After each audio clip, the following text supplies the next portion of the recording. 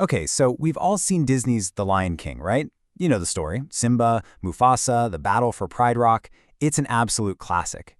But what if I told you that a real Lion King existed whose life was, well, way more dramatic, more brutal, and honestly more legendary than anything Disney could have ever dreamed up? Well, that's exactly what we're going to dive into. We're about to explore the life of a lion so feared that even crocodiles and hippos learned to get out of his way, and so respected that his mortal enemies would literally pause just to watch him pass. This is the incredible, unbelievable true story of Scarface.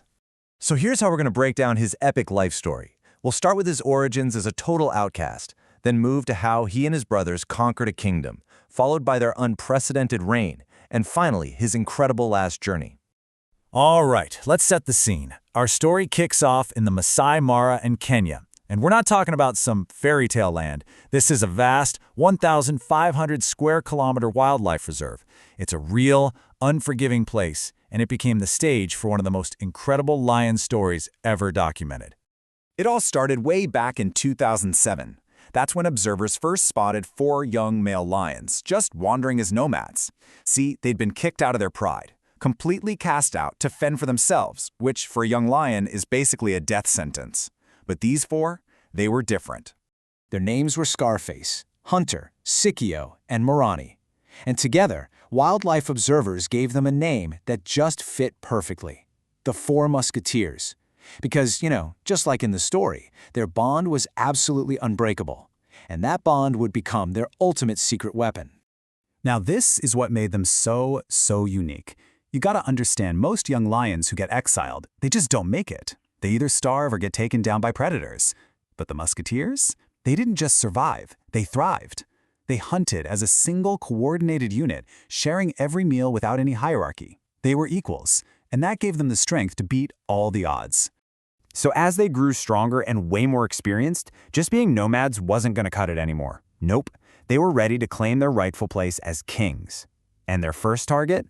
Oh, you're going to love this. They aimed for the 400 square kilometer Marsh Pride territory, the exact pride that had kicked them out years before.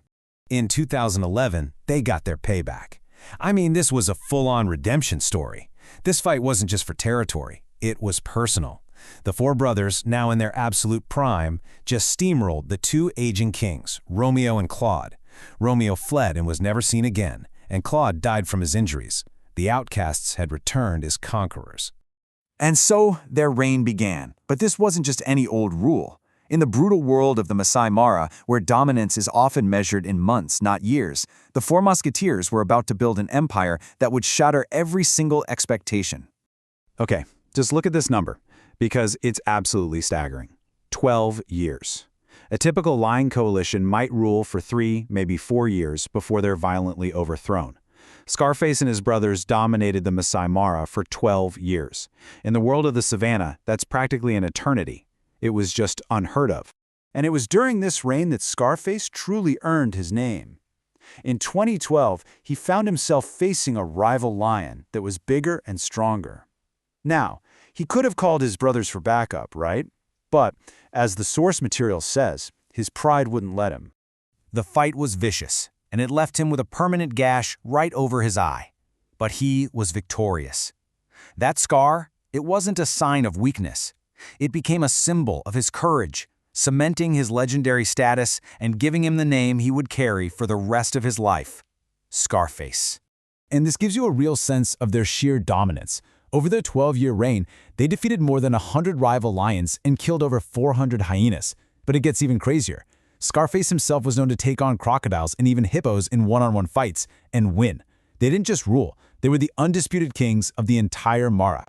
But you know how these stories go. Even the greatest kings can't rule forever. After a decade of total dominance, the one enemy that Scarface and his brothers couldn't defeat was time itself.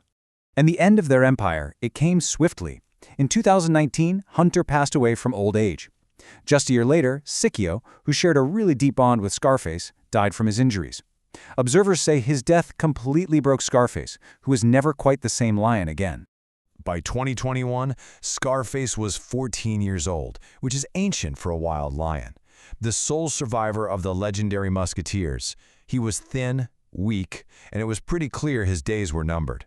But the old king had one last incredible act left in him. Sensing his end was near, the old king began one last journey. He walked, and when he couldn't walk anymore, he crawled. A staggering 25 kilometers. And his destination? The Marsh Pride territory, the very land where he was born and the kingdom he had conquered. He was going home. And this is where the story becomes pure legend. During his final march, he encountered 3 young, dangerous rivals known as the Salas Boys. Scarface was at his absolute weakest, a frail, dying old lion. They could have easily finished him off, but they didn't. They just stood aside and watched him pass. That's the kind of respect he commanded, even at the very end. He reached his home, lay down, and on June 11, 2021, Scarface died peacefully.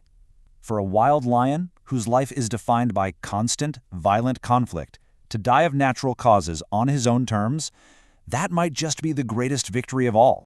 Now, the Lion King wasn't inspired by the journey of the real Scarface. But after hearing his story, a story of brotherhood, of exile, of redemption, and a legendary reign that ended with a final dignified march home, you kind of have to wonder, don't you? Maybe it should have been.